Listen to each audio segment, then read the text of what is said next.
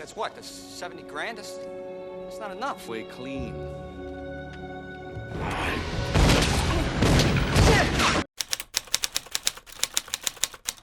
The movie kicks off with Porter, our main guy, swiping some cash from a homeless dude just so he can grab some breakfast. By the afternoon, he's already upgraded his game. This time, he's lifted the wallet off a rich guy. But Porter isn't just about quick cash.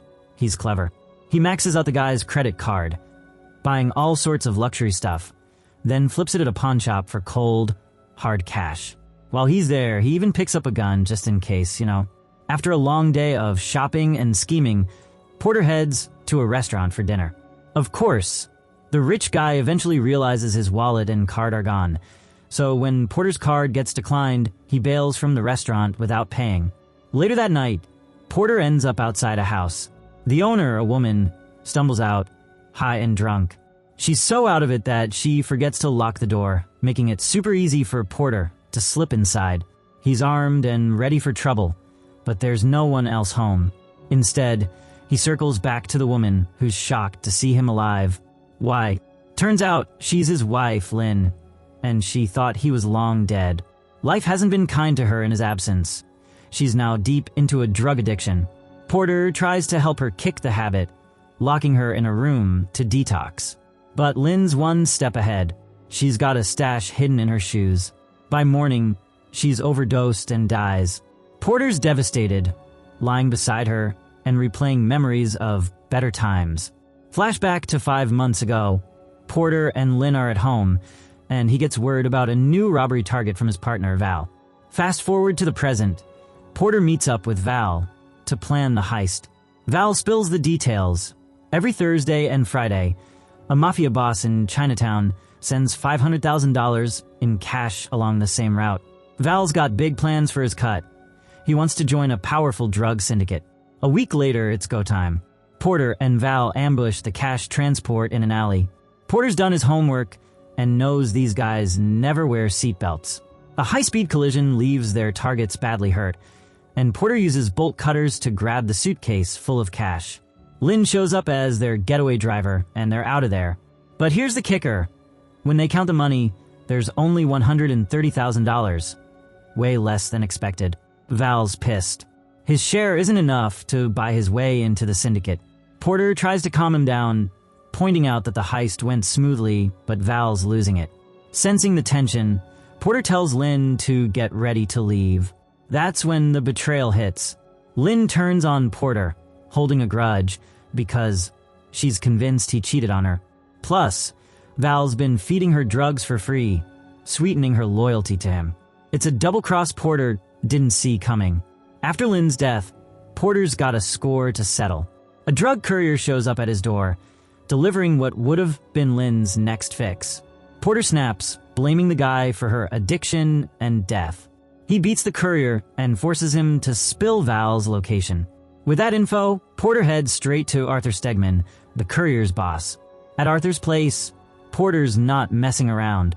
One of Arthur's guys tries to protect his boss, but Porter takes him down so brutally that it forces Arthur to come out and talk. Turns out Arthur's tied to Val through a drug deal. Val supplies the goods, and Arthur distributes them. Arthur doesn't know exactly where Val is, but confirms he's still in town. Killing Arthur won't get Porter anywhere, so he sends a threatening message for Val instead. Meanwhile, Val's holed up in a mafia-guarded hotel. His girlfriend, Pearl, visits him, and the two seem to share a weirdly twisted connection. Later, Arthur meets Val at a restaurant to deliver Porter's warning. The moment Val hears Porter's name, he's shaken. Porter was supposed to be dead. Val knows Porter's reputation. He's a pro, and not even the mafia's protection can guarantee Val's safety. While waiting for more info, Porter tracks down his old flame, Rosie. She's a high-end escort, but lately, she's gone off the grid. After some digging, Porter finds someone who knows where she is. When they reunite, Rosie's thrilled to see him. She thought he was dead and even named her guard dog after him. But Porter's not here for a happy reunion. He needs intel on Val. Rosie, who used to have connections with the city's mafia, finally gives up Val's address after Porter promises to take him out. Porter sneaks into Val's heavily guarded room. The mafia goons outside, no match for him. But instead of killing Val right away, Porter demands to know where the money is. Val spills that he's already handed it over to Carter, the top drug boss in New York. Porter gives Val an ultimatum: get the money back by tomorrow, or face the consequences. The following day, Val approaches his boss to get backup for dealing with Porter. However, instead of receiving any support, his boss starts questioning whether Val is even capable of handling his own issues. The boss lays it out: if Val can't take care of his mess, he's out of the syndicate. Feeling cornered, Val turns to his girlfriend, who's part of the triad, for assistance. Later that day, Porter shows up at the meeting spot, but things take a nasty turn when a triad member ambushes him on the road. Turns out, they had set a trap for him, and Porter, outnumbered, can't hold his ground this time. Just when things seem dire, the police show up unexpectedly, forcing the triad members to scatter. Turns out, 2 corrupt cops have been tailing Porter since the day before. They've dug up dirt on him and know he's after $70,000. The officers offer him a deal. They'll back him up as long as they get a cut of the cash. But if he refuses, they'll pin his wife's murder on him. Porter, with little choice, reluctantly agrees. Porter heads back to Rosie's apartment to patch himself up, unaware that Val has been following him. As Rosie tends to his wounds, she brings up their past and asks why they broke things off. Porter reveals that even though they were intimate, he couldn't accept her continuing to see other clients. Rosie tries to rekindle their relationship, but Porter shuts it down. He's focused solely on his revenge and reclaiming his money. Shortly after Porter leaves, Val shows up at Rosie's apartment, putting her in danger. Thinking on her feet, Rosie tricks Val by pointing him toward Porter's bed, which is actually where her guard dog, named Porter, sleeps. The dog puts up a fight, but Rosie still gets roughed up by Val, reminiscent of the abuse she suffered in the past. Just when things look bleak, the real Porter bursts in and shoots Val. With Val refusing to cough up the money, Porter demands to know where Carter's headquarters is located. Val, realizing Porter is willing to take on the mafia for a relatively small sum, provides the address before Porter ends his life. With a murder now on the books at Rosie's apartment, they can no longer stay there. Fast forward, Porter arrives at the syndicate's HQ to confront Carter. Before going inside, he stashes his gun in a newspaper vending box. As he's about to enter, the 2 corrupt cops show up again, this time with Arthur in tow. They're impatient for their cut of the money. Porter asks them to wait, leaving his gun with them before heading in. Inside, Porter is searched for weapons and then escorted to Carter.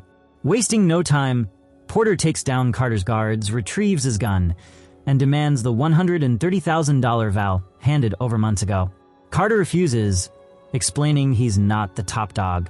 The real boss is someone named Bronson. Carter calls Bronson to inform her about Porter's demands, but Bronson flat out refuses to return the money. Frustrated, Porter kills Carter on the spot, triggering Bronson's wrath. Before leaving, Porter warns Bronson that he'll be coming for her right-hand man, Fairfax, next. On his way out, Porter reclaims his gun from the corrupt cops, but he has a plan. He plants the weapon and a stolen police badge near Val's body to frame the officers for his murder. The next day, Porter visits Fairfax at his home. Caught off guard, Fairfax panics and calls Bronson, informing her that Porter is demanding the $130,000. Bronson, initially unwilling to budge, hears a gunshot and assumes Porter has killed Fairfax. Reluctantly, she agrees to hand over the money, but vows to hunt Porter down. Porter instructs Bronson to leave the cash in a blue bag at King Cross Station. Meanwhile, the 2 corrupt cops, still waiting for Porter, are arrested by detectives from another division.